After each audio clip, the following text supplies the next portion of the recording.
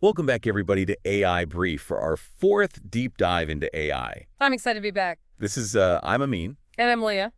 and we're going to be going over some pretty crazy developments this week. I think we got our first follower.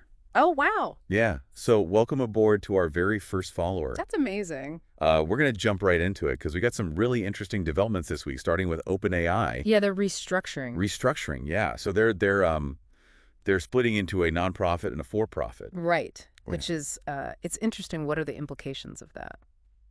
Yeah, I mean, what do you think could be some of the benefits of that? Well, I think for the nonprofit side, maybe they'll be able to focus more on research that's not necessarily commercially viable, but good for, like, AI safety and ethics. Yeah, like long-term research that doesn't necessarily have like a product at the end of it. Exactly. But then, on the other hand, if you have a for-profit arm that might pressure them to focus on more like products or services. Yeah. Yeah, like how do you balance that mission-driven research with the need to generate revenue? Right. And will that pressure them to, go against some of their, Yeah. safety and ethics considerations or? Right. It's definitely going to be interesting to see how this plays out and how transparent they are about it. Absolutely. Yeah.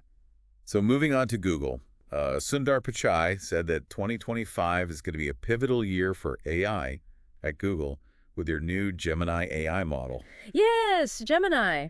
I'm really curious about that because Google has been a leader in AI for so long, but it seems like this is their big play to kind of like integrate everything. Yeah, it's like a multimodal, so it can process text and images and code. It's like this really versatile AI platform that they're building, and it could be huge. Yeah. I mean, how do you think this will stack up against like GPT and other models out there?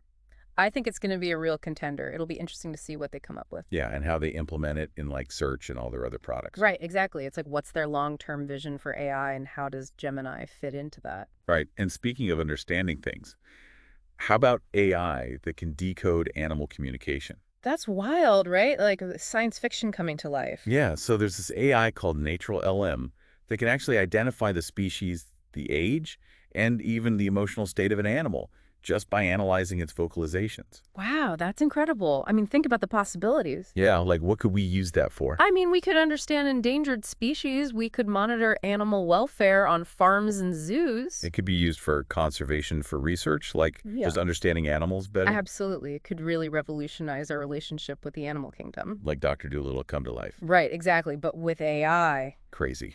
Yeah. So, I mean, that's just a few of the developments. Yeah. It's mind-blowing how fast this field is moving. Every week there's something new, and It's hard to keep up. yeah, it's hard to keep up. So we're going to take a quick break, and then we'll be right back with more updates from the world of AI. I mean, it's crazy to think we could actually communicate with animals one day. Yeah, who knows what they'd say, right? Right. But speaking of bridging gaps, let's talk about this new Nvidia Jetson Orin Nano Super kit.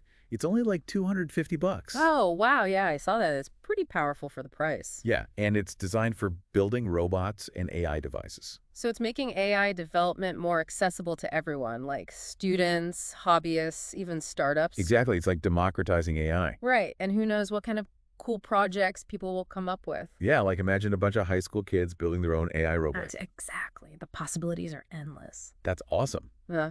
But then on a slightly less awesome note, there's been this growing concern about AI-generated content, especially when it comes to using celebrities' likenesses. Yeah, that's a tricky one because you have freedom of expression, but also the right to protect your image. Exactly, and that's where YouTube is stepping in. They're partnering with CAA, the Creative Artists Agency, to develop tools that can identify and manage this kind of content. Oh, that's interesting. So they're trying to find a way to control the use of AI-generated celebrity content.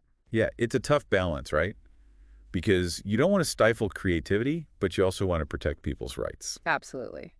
It's going to be interesting to see how they handle this. Yeah, and speaking of interesting tools, we came across a few AI-powered productivity tools that are pretty cool. Oh, yeah. Like what?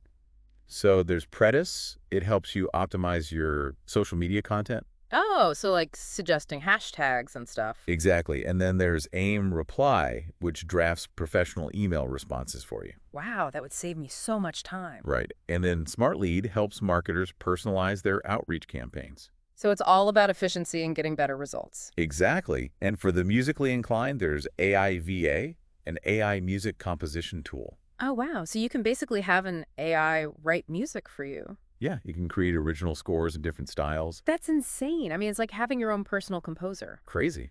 right? It just shows you how powerful AI is becoming. Yeah, and it makes you wonder what other amazing tools are being developed right now. Right, like what's next? Exactly. It's an exciting time to be following AI. Absolutely. Yeah. So for all of you listening, what has you most excited or maybe a little nervous about these advancements in AI? Let us know your thoughts. And if you enjoyed this deep dive, be sure to follow AI Brief and tell your friends about it. We're here to break down all the latest developments in the world of AI, so stay tuned. Until next time, stay curious. I mean, it really feels like AI is going to be everywhere soon. Like it's going to touch every part of our lives. It's pretty mind-blowing when you think about it, like how we work, how we talk, even how we see the world.